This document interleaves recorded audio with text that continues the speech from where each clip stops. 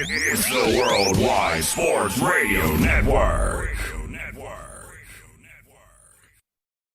This week's episode of the Sports Lords is also brought to you by Alec Boehm's No-Touch Hookup app, a new way for nerds to make love during COVID without touching. Get to home base without touching it at all. Philadelphia Phillies third baseman Alec Boehm has never touched a man or woman, and he'll teach you his secrets. And now it's time for the Sports Lords!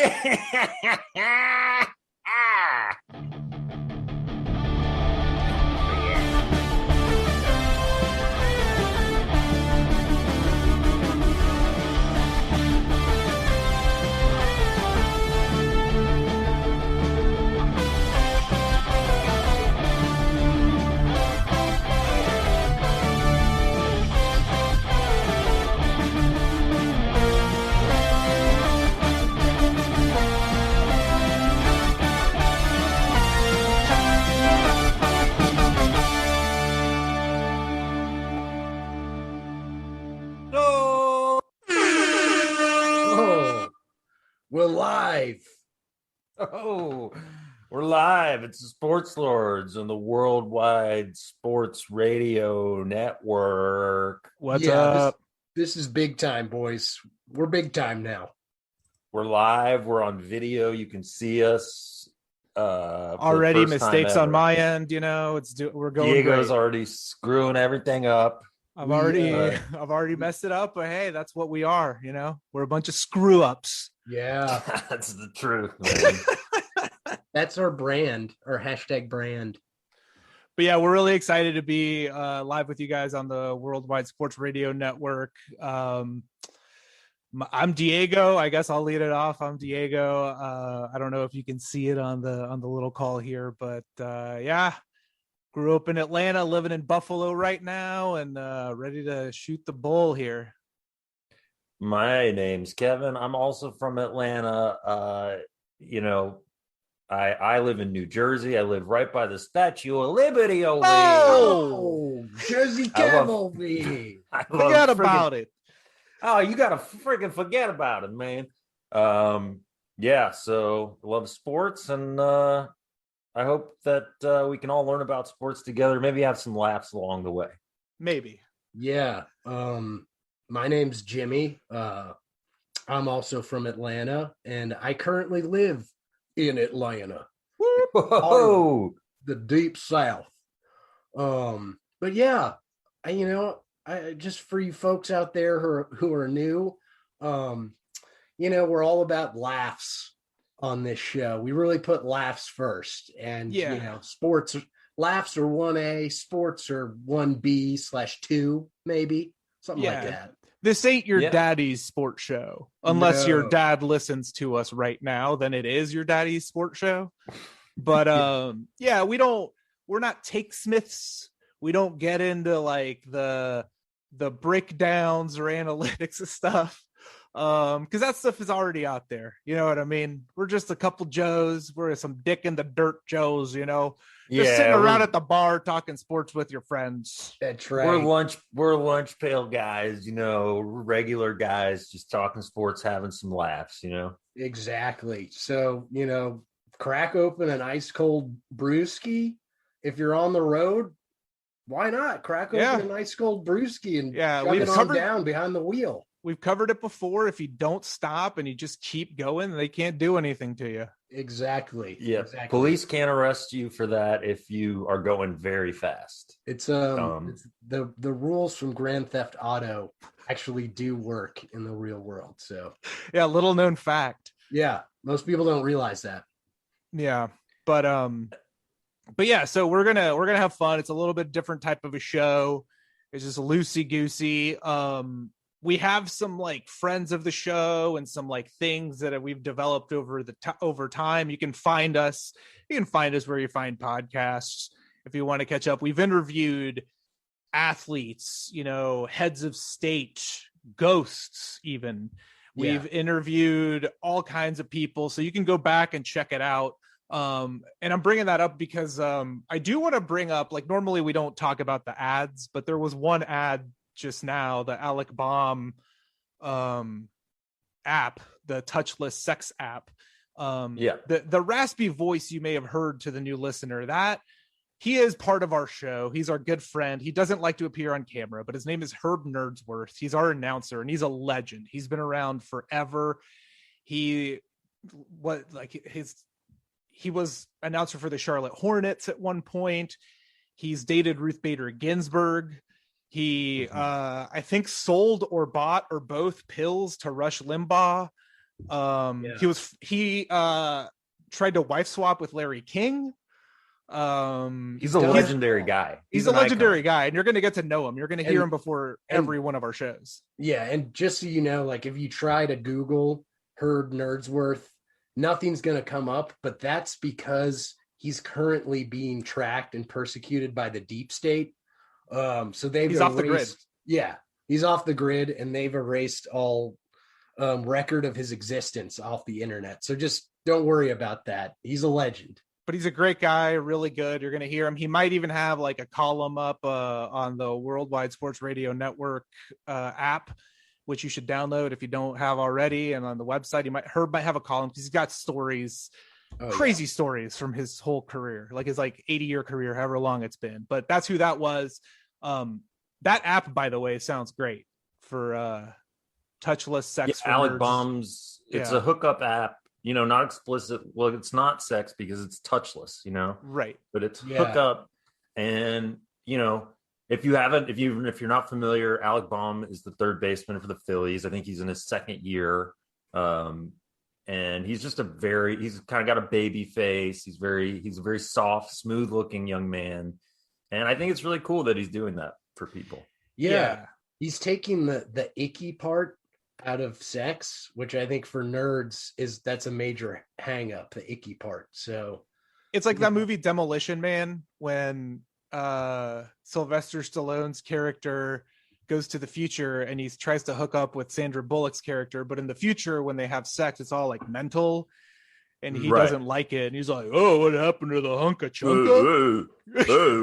What's going on? It hunka chunka, as we all referred to sex. The hunka chunka. The hunka chunka. So yeah, Alec Baum, I think, saw that and just ran with it, and it fits really well with what happened over the weekend because he didn't touch home plate there either, and it worked out. So. Oh yeah, big old asterisk by that. We'll get into the sports later, I guess. We'll get into that later. But Demolition, is that the one with Sandra Bullock and it's him and Wesley Bullock? Snipes? Oh, okay. I'm confusing it with am I confusing it? I don't know. John Spartan, that's who Sylvester Stallone plays. John Spartan goes in the future, and Simon Phoenix is Wesley Snipes. That's awesome. You know what I remember about that movie is I believe that's the one where he's in the future and he goes to the bathroom. He's like, "Oh, where's the toilet paper?" Yeah, there's 3 seashells in there. What am I supposed to do? And they're like, "You don't know the 3 seashells?" And everyone laughs at him. Oh, and Dennis Leary lives underground with the underground dirt poor people because he's fed up with it. He wants grease. He's sick of this healthy crap that the future has, because Dennis Leary was. Oh, yeah. Dennis Leary. Boston. He's the most Boston guy ever. Yeah. I haven't seen the film, but I'll definitely start using hunka chunka with my wife. I think she'll like that. So he calls it the Wild Mambo, the hunka chunka, and something else. I don't remember, but it stuck out forever. I mean, clearly 20 years later, I remember it. Yeah. But Wesley Snipes is great in it. Simon Phoenix, one of the best villains. Highly recommend that action flick if you haven't seen it. I hear they're rebooting it, which is great. I need more Wesley Snipes in my life. I don't know why he's not in more movies. Yeah, and that's got to be our movie pick of the week. I'm playing around with the soundboard, flawless. We're flawless. Some things will stay, some things will go. But we're gonna have some fun. Feet wet. Yeah. We're experimenting here, so you guys just bear with us while we get. Yeah. You might hear this in the future. It's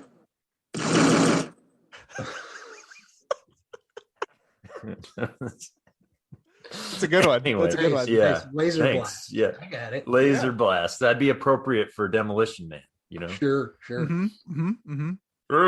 What's going on over here? Oh crap! Hey, I'm hanging out at Mar-a-Lago. It'd be fun if they sent Sylvester Stallone's character from Copland into the future. Yeah, You know? that Just would a be- really dumb cop. Mhm. Anyway. Yeah, this is what but you're yeah, gonna get, guys. This is it. This is what we do.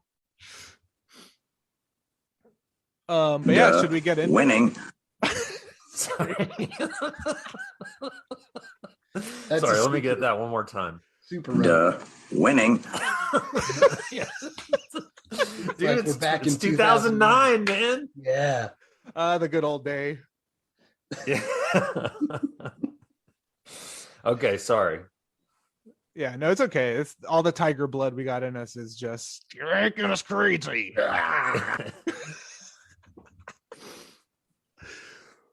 But what's up on the docket first, boys? Well, so now you know a little bit about us, and you know we're going to get to sports eventually. We want to start. We've been waiting to talk about this for a while. Yeah, I this There's is a an story article- I had written down, and I met Jimmy wasn't on our last episode, so like I wanted to make sure he was here because I wanted all three of us because rule of threes, it all works. Because Jimmy, I think, was on a mission in space, is what we were discussing last week. Yeah. I really can't talk about that.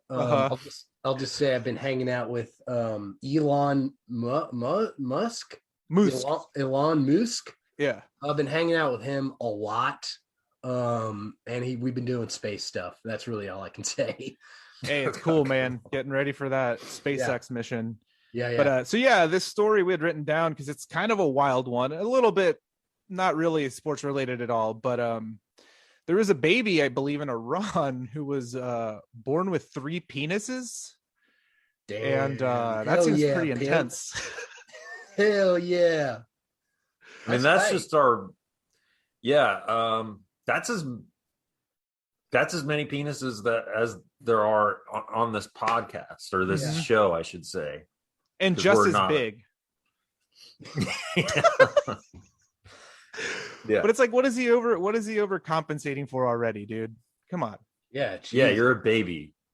Like, just be cute. Yeah. Chill, bro. It's crazy. So But it's weird that the New York Post decided that it was like, you know what? There's not a lot going on in the world. We got to share this news. Yeah, well, it's a top-notch journalistic institution, man. So they have to do right by the people and deliver this. The funny thing is, I'm looking at the article on the website right now, and there's a tab up above for another story that says woman finds out she has 2 vaginas while giving birth. So they're really on this multiple genitalia. they're going to run with that. If you have a weird amount of private parts, you're gonna make the New York Post. Yeah.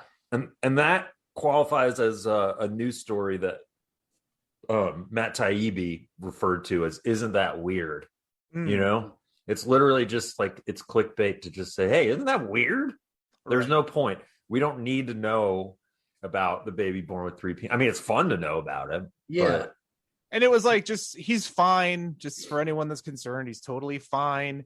2 of them were removed. There was no urethra running through all 3 of them. Only one of them had it like normal. So the others were just like little growths that were removed. So it wasn't even like full on peen. Mhm. It was just like a little defect, and he's going to Yeah. be great. Little be fake- fine. I was hoping that story would end with him having 3 girlfriends, but Yeah. Well, I was or going boyfriends or whatever, you know. I was going to say there's this 2 vagina woman. You have a 3 penis baby. Now, granted, they're probably many decades apart in age, but at some point they could meet and, have something. I don't know. Would she get Just- double pregnant at once? Maybe. Yeah. Like not twins, but double pregnant. Right. Yeah. Maybe that's like in a sci-fi movie like Children of Men or something when all like babies can't be born anymore. It all comes down to the 3 penis man and the 2 vagina woman to keep the species alive. Again, I don't know. I'm just spitballing. Yeah. We're just sports. I mean, nerds. all- and you know what also, All I have to say about that baby though is Sorry. I'm just having fun with the soundboard. Also, yeah, we're just sports lords. We don't know. And I do want to say before we actually do get into sports, because we are going to talk some sports.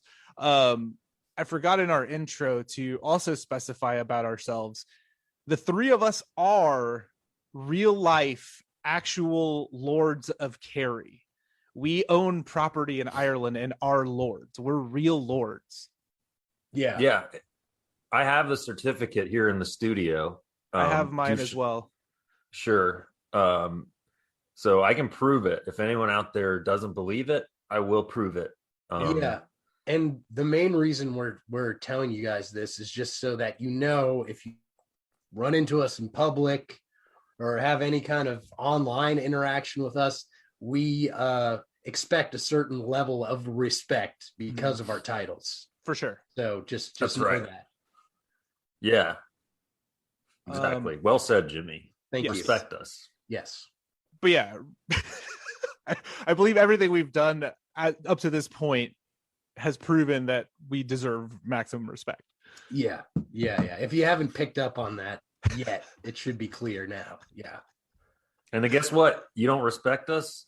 We're coming at you with one of these. And if you keep disrespecting us, guess what? Here comes a couple more. So heads up. But yeah, should we get into some sporting talk? Yeah, well, why don't we ease in, because I wanted to ask first, did you guys get a chance to see Green Bay Packers quarterback Aaron Rodgers host Jeopardy last week? I saw one episode. Yeah, like I said, I was in space doing hunka chunka stuff with models and Elon Musk. So I missed that, but I have seen a couple of clips. Very stiff. I was gonna say, I don't understand why people are so excited about him because he has come out and said himself that he wants to take over that job. But like, he kind of sucks. Like, of all the athletes, he's not the most charismatic or fun. Yeah. No, he's not fun. He's kind of monotone. He's a little stiff. Low energy. He's very low energy. He's got some swagger, some gravitas, I'll say. But, why don't we play? I got a little clip loaded up just to give you an idea. If you haven't seen it, we're just going to hear this, but just a taste of what Aaron Rodgers is like as host of. Category for final today is daytime TV personalities. And the clue. Accepting a Lifetime Achievement Emmy, he said, just take 10 seconds to think of the people who have helped you become who you are. You have 30 seconds. Good luck. So anyway, that's just to give you an idea. That whole thing, that's somebody should show him how to talk. I don't know, in a way that makes people want to listen. Yeah, because Alex was very into the show, but he had a little zing zang or something that he would bring into the questions and hype him up. Yeah. Well, there doesn't seem like there's a lot of energy behind Aaron Rodgers' delivery. Like, it sounds like he took an edible 4 to 5 hours before they started shooting, and he's just coming down off the edible. 7,400. Low energy. Sorry. Yeah, and that was the same in the guest, because after the first commercial break, the host will always go to the contestants and they'll learn a little bit about them. And he was pretty disinterested, which is fine. But he also it's my least favorite part of the show. I don't care about those nerds at all. I will respectfully disagree, because Thank you for the respect. Yeah, we're a lord. I have to respect you, but I did. This is our debate style for people who are watching. No. So, because I remember there's a great clip of Trebek where someone says their hobby or something, and he's like, "So in other words, you're a nerd." I liked that about Trebek, that he was not afraid to make fun of nerds for being nerds on the show. I don't think. But I just think Aaron Rodgers, he doesn't have the wit, I don't think, of a Trebek. My fear is that if he takes over this job, will we not get State Farm commercials anymore? I mean, who's going to give the discount double check? Like, I can't live without that. That's a pretty disturbing thought. Yeah. I think he could pull double duty, because if you think about it, Alex Trebek, right up basically until the end, he was doing his own insurance commercials with Colonial Penn. That's true. Yeah. So Colonial Penn money. Hell yeah. So we wouldn't be deprived of our precious State Farm commercials Discount that we all love. Jake from State Farm, another charismatic guy. So anyway, that's Chris Paul and Patrick Mahomes, all super great. Oh, yeah. But that said, we got another week of Aaron Rodgers doing Jeopardy this week. So yeah, gonna have to tune in. Yeah, you have to. You're gonna have to. Required. I mean, I watch Jeopardy every day. I'm trying to get on. I don't think I've passed the test. They don't tell you if you do or not. So I have a feeling I have not. It's pretty hard. Yeah. Well, the other thing I saw from Aaron Rodgers on there is that one of the contestants sort of trolled him about how the Packers kicked that field goal at the end of the playoff game. Well, yeah, that's at the end of this clip if you want me to cue it up. But what actually, instead of me queuing it up, could you explain that? Because the reference was lost on me. Trying to remember. I think the Packers had the ball late. A field goal did nothing, basically. Yeah. Like they just should have gone for it. It was like 4th and goal from like the 8-yard line. And they could have scored a touchdown and gotten a 2-point conversion maybe to tie it, or I think. But instead they just kicked a field goal hoping they'd get a stop and get the ball back. But there was like a minute and a half left or something. The odds were very bad. And so the contestant asked, like, it was like, yeah, was that your decision, basically? Because Matt LaFleur took a bunch of crap like after the game back when it happened. So, okay. Because, Aaron Rodgers took it in good humor. But at the end of the day, that's what you call a game show lose. I wonder if Aaron Rodgers gave that guy like a huge wedgie after the show or something. Yeah, he like beat the crap out of him. They played a clip because he was like joking around, but you can't hear what they're saying. But Jeopardy released the audio on social media, and he was like, "You are my favorite person ever for saying like." So I think he enjoyed it. I don't know. He at least pretended to. Yeah. Well, he didn't really show much when it happened, but I guess that's just his boring personality. Like with Aaron Rodgers hosting, I know he's like super good pals with Pat McAfee now. And it's like, I'd rather Pat McAfee be the host of Jeopardy because he's way more charismatic. And he's got that weird, like Eastern Pennsylvania kind of good old fashioned accent. Real dick in the dirt type accent. Yeah, he's a little real punter. coal mining son of a bitch. Yeah, but he's a great wrestler.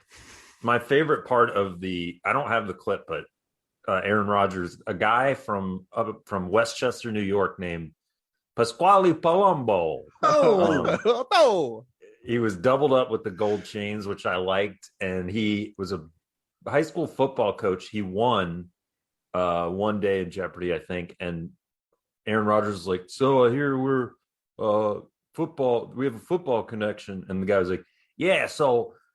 And he went on to like give this convoluted reason that it was like the guy who coached me was coached by this guy, was coached by this guy, and that guy one time poured you a beer or something like that. And Aaron Rodgers' response was like, "Okay." And then that was it. The guy that coached me one time saw you on TV, and then his buddy went to a football game, and you weren't playing, but someone else was. And then they went to a game, and then they saw you, and then we're friends. Yeah. Wow. You had a dream one time, and you were in it. Pretty crazy, right? Yeah. So, I might be a little rough on Aaron, but hey, he's not the worst host I've seen so far, the guest host, but I don't think he's cut out for that job. I will say I'm happy he's getting this opportunity, as three people who have been trying to get into the entertainment industry, and we all have friends who are also struggling, actors, comedians, whatever, I'm glad that like they're not getting opportunities, and Aaron Rodgers, who doesn't do a lot for a living or have any kind of platform opportunities finally getting a chance to shine and to do something. None of these other people who are talented and are trying to do stuff. It's great. Exactly. Yeah. Pretty cool. And if I could just add one thing, it would be Hell yeah. You can add that. Yeah. okay. So yeah, what else is on the docket today, gentlemen? Well, I mean, there was an NCAA men's basketball champion crowned last week. Yeah, because we recorded prior to that finale. Yeah. So, that game kind of sucked.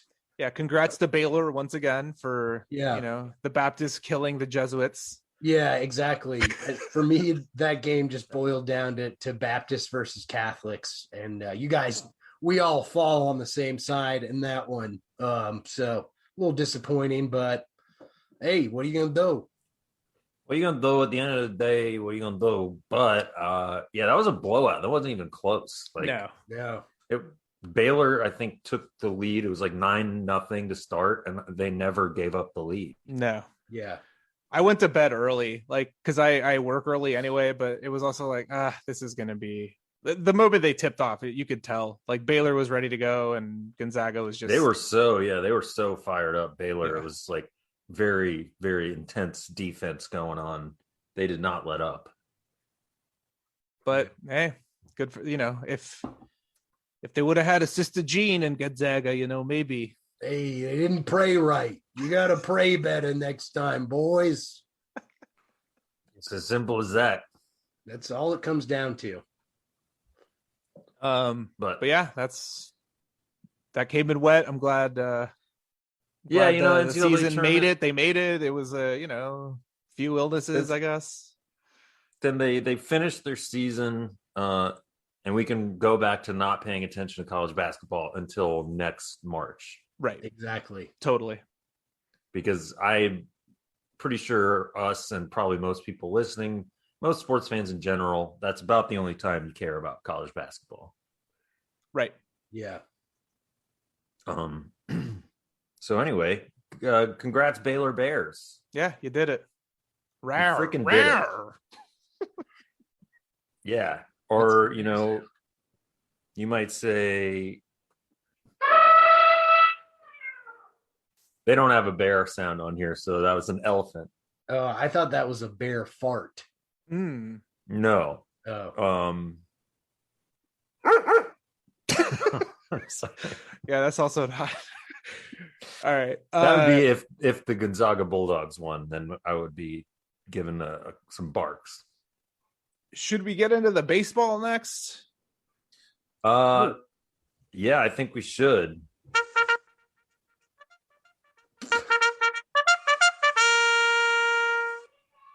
Yeah, that's strongly associated with baseball, that trumpet sound there. Not horse racing. How about this? There we go. Crack of the bat. It's time for baseball. Yeah. So yeah, in our baseball coverage as we continue to do this, and hopefully people continue watching and listening, we're going to focus a little bit on our Atlanta Braves, but we're going to talk about the whole league. Don't worry. But, we are Atlanta Braves fans. And I guess we can go back to that commercial we were talking about earlier. Maybe we lead off there with the Alec Baum situation. Well, yeah, it was national news, national sports news, because last night, nationally broadcast Sunday Night Baseball, Braves Phillies ended controversially with a Alec Baum tagging up from third base, getting thrown out at home. It's called safe. It looked like he was safe. And then on the replay, it was unclear. And then as soon as the umpires reviewed it and called him safe, they showed another angle that clearly showed he was out. Yeah. Never touched the plate. No, he never touched. His foot kind of skipped right over home plate and he was tagged out. But Major League Baseball upheld the call of safe. I don't really know why. And the game ended. And Brian Snitker, the Braves manager, came out and argued. I believe he should have gotten thrown out, and he should have gone all in on that and just He got should have tossed. But taken Bobby Cox's spirit into him and just done what Bobby used to do. Yeah, it was a little disappointing that he didn't get ejected because, Bobby would have just like dropped so many F-bombs on those umps instantly. I mean, he would have destroyed them. So a little disappointing. Also, Braves fans littered the field with trash and delayed the game briefly. And there's been mixed reaction to that, including the Braves' own Dansby Swanson saying he was disappointed in the fans and that was disrespectful, which I thought was a little bit of a weenie boy take from Dansby there. well, he's kind of a weenie boy. He's like a little like pretty boy who pushes his own clothing line and Yeah, loves He's his a Vandy Bible. guy, isn't he? Yeah, the Yeah, Vandy come on. Bible boy. Come on, Vandy, get out of Vandy here. Bible boy. It's like, and I think that's like whatever. I hate when players do that where they're like, "Do better, fans," and it's like they're it's a sporting event. They're there to like drink beer and cheer their team and get mad when things go wrong. And we've talked about it before. It's like, as Braves fans, you're damned if you do, damned if you don't, because it's like the criticism always like, oh, no one cares. Atlanta fans are bad. They're not passionate. And it's like, when we throw stuff on the field and get angry, everyone's upset. Yeah, exactly. Like in the 90s, especially in like the late 90s, when a Braves like division round series, like playoff home game didn't sell out, the national media would be like, oh, geez, these Atlanta fans, you can barely get them to come out to the game. And it was back then, it was like, well, the Braves have won the division like 8 years in a row. And we usually make it past the first round anyway. You're like, we got shit on so much in the 90s for being weak fans. Pardon my French. And then, the minute Braves fans show like any passion, it's like, geez, these uncivilized freaks down in Atlanta can't control themselves. But the Right. dog pound in Cleveland does it. And it's like, oh, the dog pound, they're Yeah. crazy. Yeah. Yeah, and yeah, I like it when our hometown fan base shows passion like that and defies the stereotype of being passive and fair weather. So like national media or Dansby, you can shove it, bro. Like, Yeah. I don't know. And I like Dansby Swanson. I think he's a talented player. But I think it's like, just shut up, man. Like, no one And to go asked back- you. And to go back to the They did. replay, like replay's so stupid. It's just there to protect the umpires. Like they'll never go against an umpire's call. It's so dumb. It's amazing how bad MLB is at all of this kind of stuff. Like, because it's in a way, it's like a PR issue too. Because, well, first of all, this is the second umpiring mistake, like high profile umpiring mistake in the first week of the season, basically. Mhm. And they just can't do it right. It's just like, Yeah. I don't know why they're so bad at this.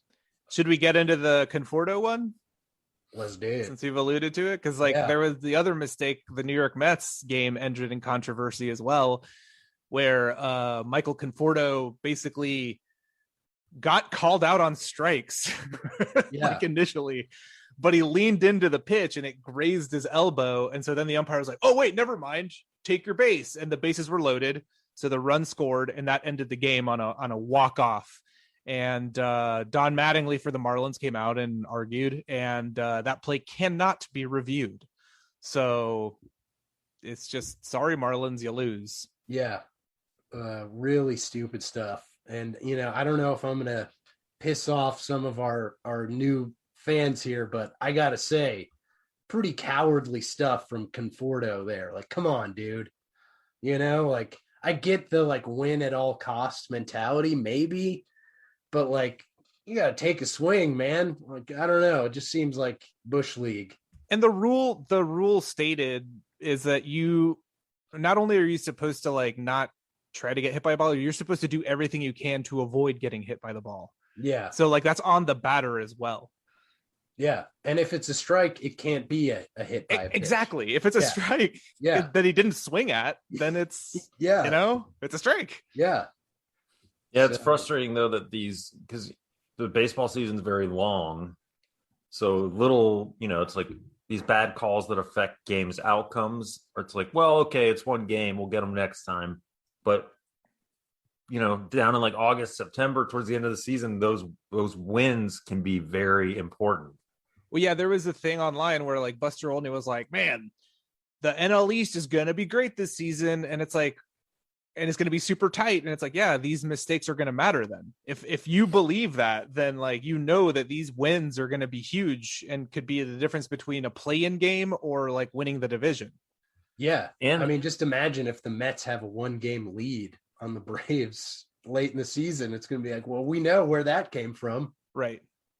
and not to mention, this isn't about umpires blowing calls, but the new MLB rule about starting with a runner on second in extra innings, that a friend of the pod, Luke Mayu, referred to as the little leagueization of the MLB. That's already screwed the Braves for one loss. You could argue that, and you'd be correct, that the Phillies took one of their games in Philadelphia because of that rule. Now, both teams have, it's not like it favors one team more than the other, but I do think, I understand the motive behind it, but the more time goes by, the less I like that extra innings rule. I think maybe a compromise would be like wait until like the 11th or something to do Right. that. Like give them a couple of extra innings of normal play. Because I do agree that like the 14, 15, 16 extra inning games can be tedious and can screw teams up, like wear out their bullpens and stuff. But Do it like college football, where you get 2 overtimes of regular, and then they force you to go for the 2-point after the second overtime. yeah, Then it's like, we got to wrap this up. right. Yeah, Um, exactly. So at that point, it's like, and also like the thing I don't like about it is like, you're going to do it in the regular season, but not in the playoffs. If you're going to do it, you either do it the whole time or you don't do it at all, in my opinion. Yeah. And also, Agreed.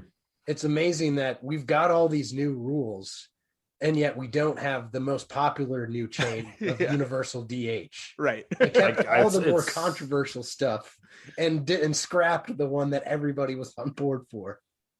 It's ridiculous. And yeah, just to add on, talking about the Mets, I do have just a personal tidbit that I enjoyed. Oh, yeah.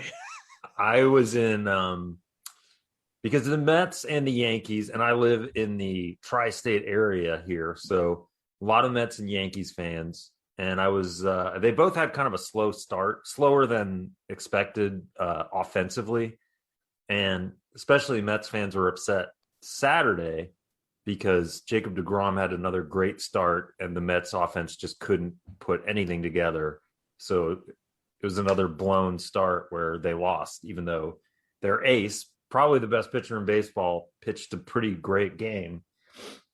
And I was in a bathroom in Hoboken at a bar, and I heard a Mets and Yankees fans were complaining.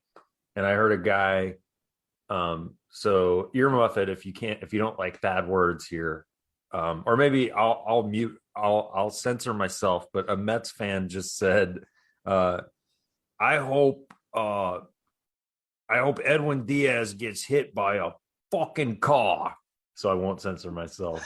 I was going to say that was the worst censor job ever. You just look down. That still came out. I was looking, I'm looking through the soundboard. Okay, I'll redo it so we can, so we don't get. Yeah, we'll fix it in post. It's fine. Fix it in post. I hope Edwin Diaz gets hit by a car. There we go. Yeah. There you go. But you know what? It's too late. The cat's out of the bag. I said the F word. Sorry about that. But Also, that's pretty extreme. that's what I'm saying. It's like, you get mad. Dansby Swanson gets mad at Braves fans for throwing trash on the field because their own team, got screwed over by officials. And then here's this guy in a bar in Hoboken, New Jersey, hoping one of his own relievers gets hit by a car. And honestly, I can sympathize with him a little bit because Mets fans have gotten screwed with that. Like that Edwin Diaz trade has been an absolute disaster for them because they traded away like their top prospect and a couple other guys to get Edwin Diaz and Robinson Cano, I think, right? Yeah. And now that prospect, I think his name's Jared Kelenic, is like the Mariners' like future star. So, look, maybe it's bad to wish death upon a baseball player, but hey, he didn't wish him death. He just said he gets hit by a car. That's he true. Didn't specify I want him to get hit by a car and die. Yeah. I could have gone up to that guy and said, could you clarify a little bit? And he said, at a very low speed, I hope Edwin Diaz walks into the traffic and gets hit. I hope a little startled, 10, 15 miles an hour. Yeah. That's true. That's true. But yeah, to be fair, I do understand, you're a Mets fan.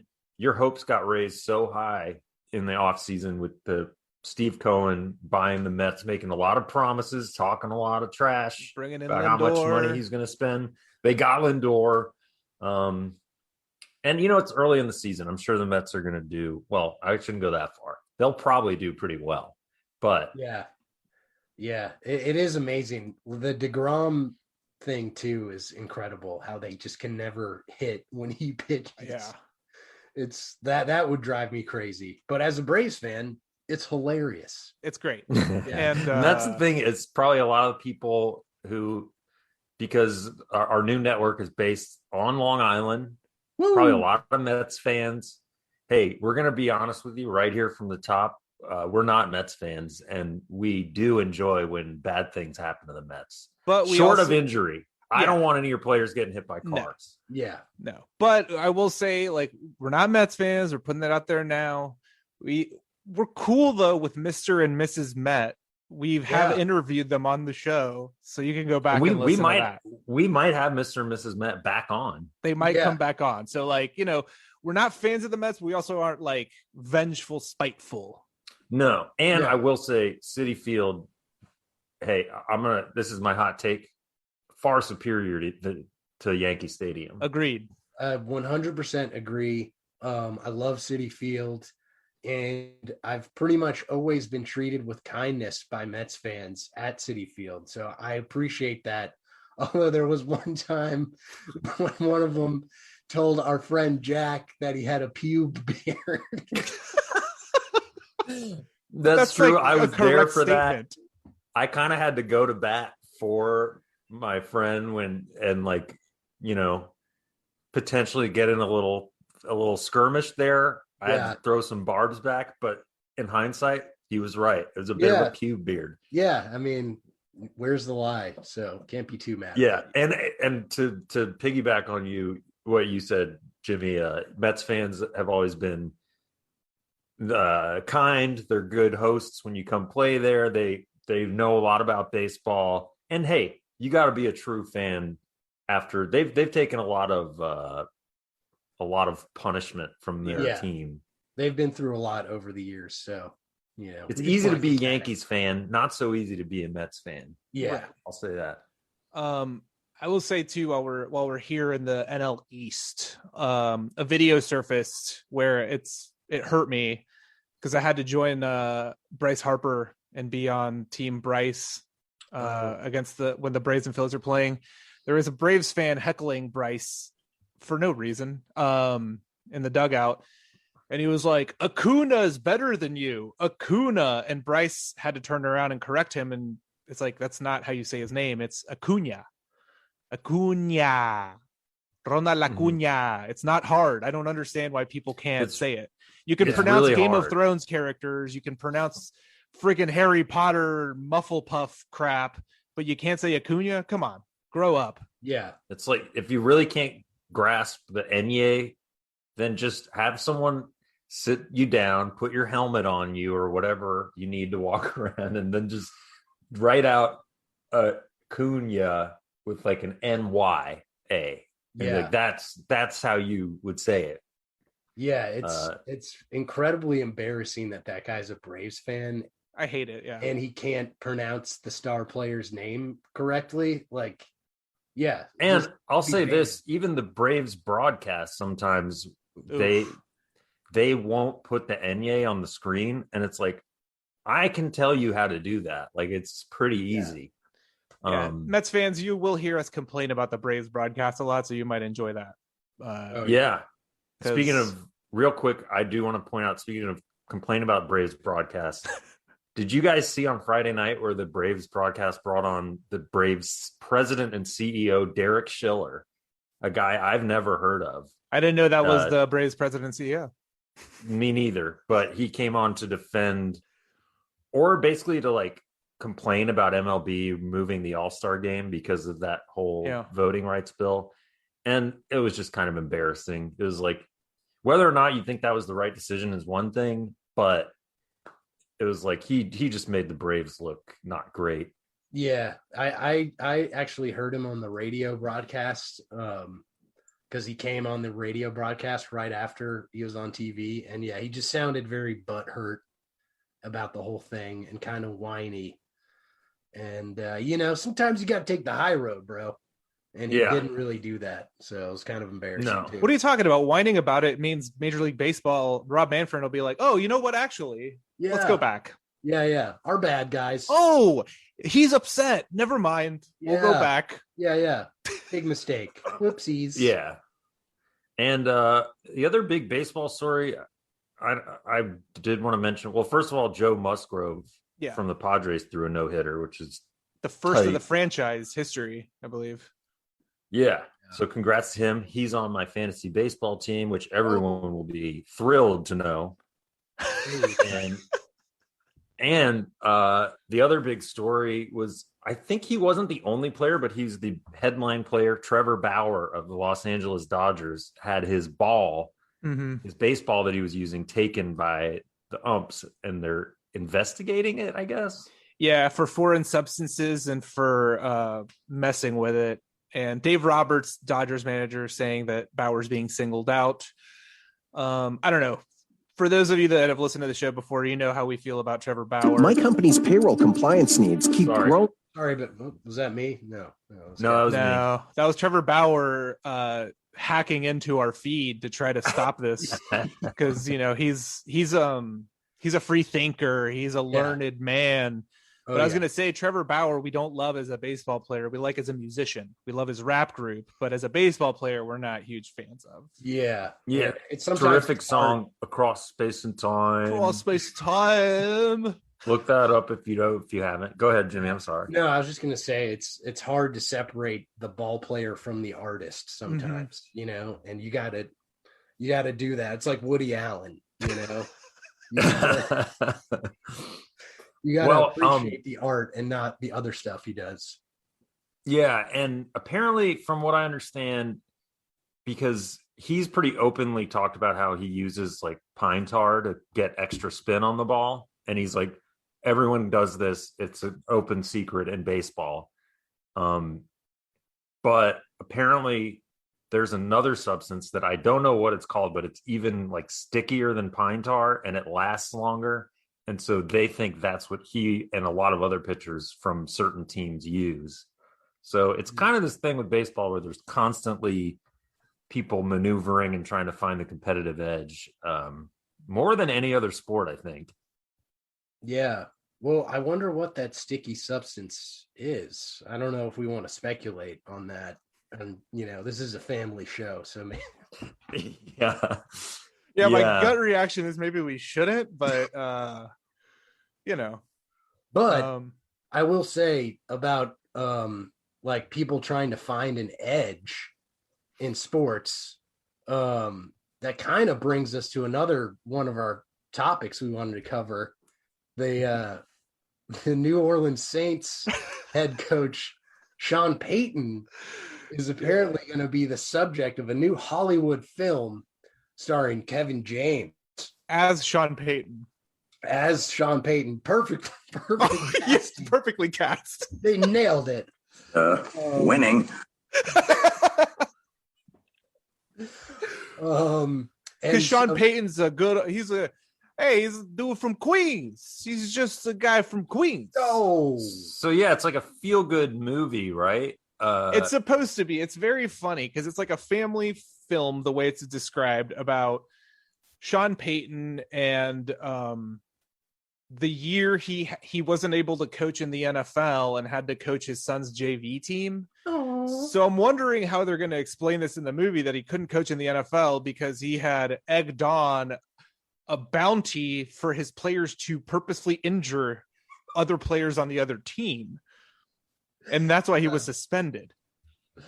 Yeah, I just imagine Kevin James doing some of his classic physical comedy. Trying to explain. He'll be on like a Segway on the sidelines or something. Yeah. And also, if I'm not mistaken, didn't Sean Payton also, I mean, this shouldn't disqualify him but from having a movie made about himself, but like, didn't he have like a pill thing going on? Yeah. I think is it just that he had a pill problem? Is that all?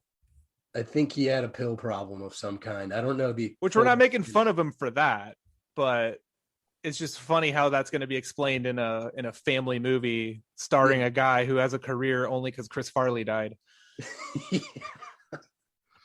Yeah, exactly.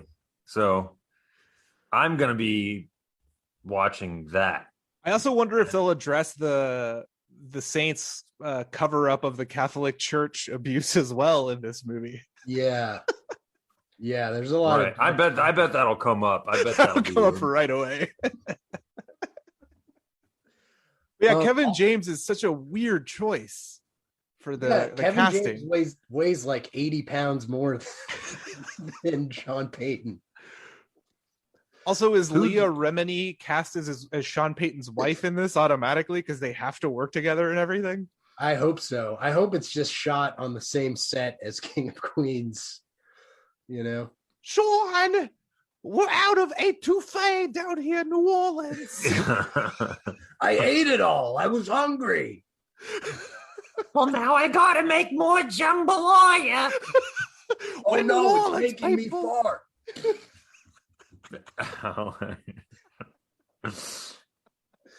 Yeah. And also, I feel like we should mention for our new fans too.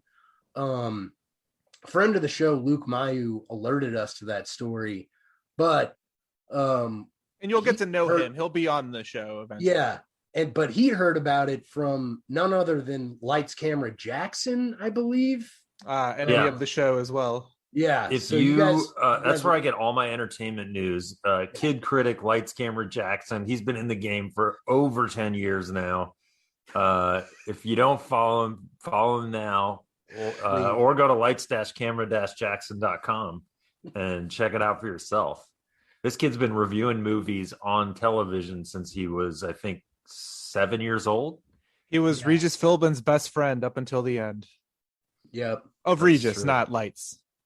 Yeah, he's still, thankfully, Lights is still with us. Regis, R.I.P. Friend of the show. He's recurring guest, so go back and listen to those. He didn't go out the way he said he wanted to go out to us. But you know, yeah, that's all right. But Regis, I know you're in heaven listening, looking down, and we love you, pal. We love you, buddy. Yep. And I think that the Irish are going to do it this year. Reg. Notre Dame is what we mean, by the way, not the Irish people. No, we will see to it that they don't do anything because we are lords. Yeah. We control them. Well, yeah. If they do anything this year, it's probably just going to be a new civil war over there. So things are getting pretty spicy over there. So they are. Are they getting in Northern Ireland? They are. Normal? Yeah.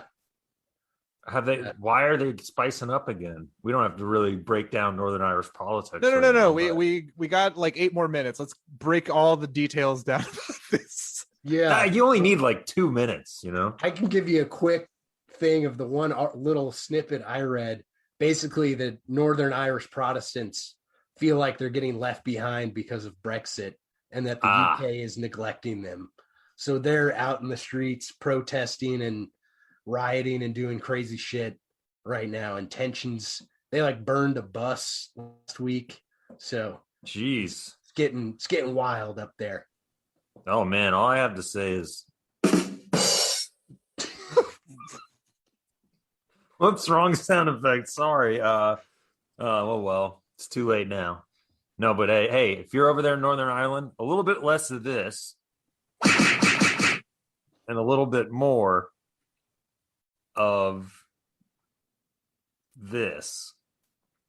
I don't know. I couldn't find anything.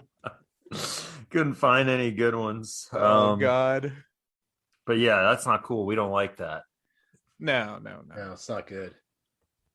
But yeah, we're coming up here to the end. We're coming up to the end of the show.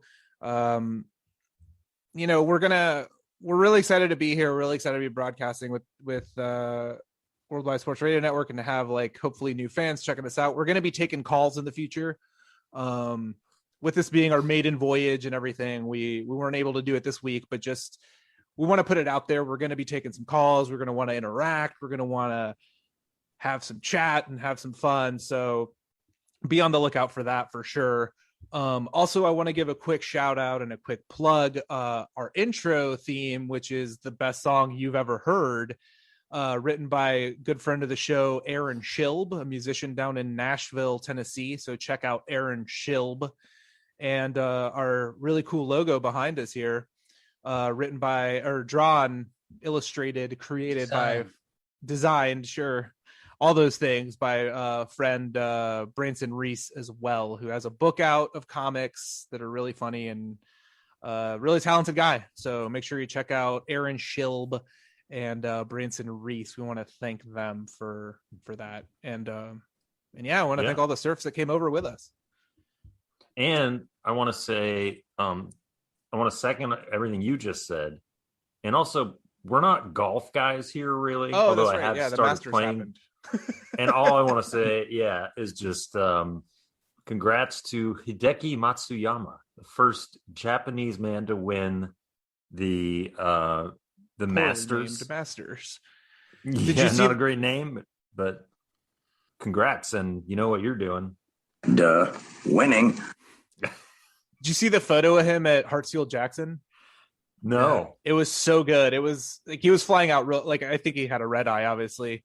It was really late, and he was by himself in one of those at the gate of his plane, and there was no one around him.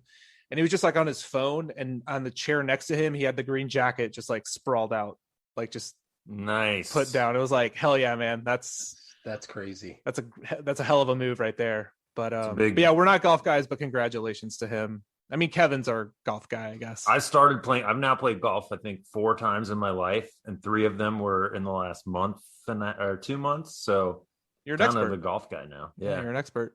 I'm pretty much an expert. Yeah, he's our golf expert. I'm a golf expert. My take on the Masters: those guys are good. And that's it. They can grip it and rip it, if you know what I mean. Oh yeah. But was it good? Just out of curiosity. I know I shouldn't be asking this. The Masters? Yeah. I think so. Was it exciting or was it close? Did he run away with it? Close. Well, apparently he has a history of kind of choking in big tournaments. And his first shot and his final round, he shanked it into the woods. And so it was uh-oh, here we go. He's going to do it again. And then then after that, he maintained his lead throughout. And so, yeah, pretty cool. And also just quickly, of course, Tiger Woods wasn't in the Masters this year. And it came out last week that he was going 40 over speed limit. He was going 80 something miles per hour when he had his car accident. So they didn't say much else, but who knows what was going on there. But, get well soon, Tiger. Get well soon, Tiger. He's had a rough road, but yeah, hopefully last couple years he can bounce back. But I think that's going to do it for a classic app. Another classic app, a first classic up here. I want to say go Hawks. They're the 4th seed now. And what about that? Yeah. That's great. Yeah. Just seconding what Diego said, excited to take this new journey with all of you. And it's going to be fun, Surfs.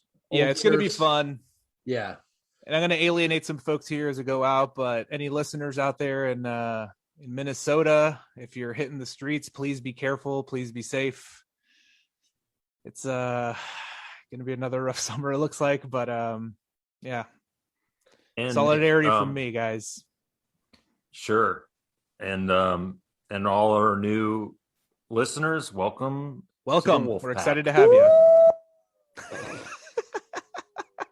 And with that, everyone, that's going to do it, I think, for our maiden voyage.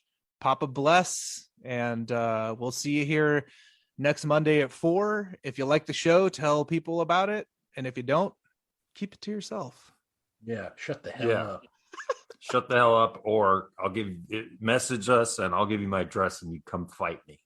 There you go. Shirts off fight. Bye, everyone. It's the Worldwide Sports Radio Network.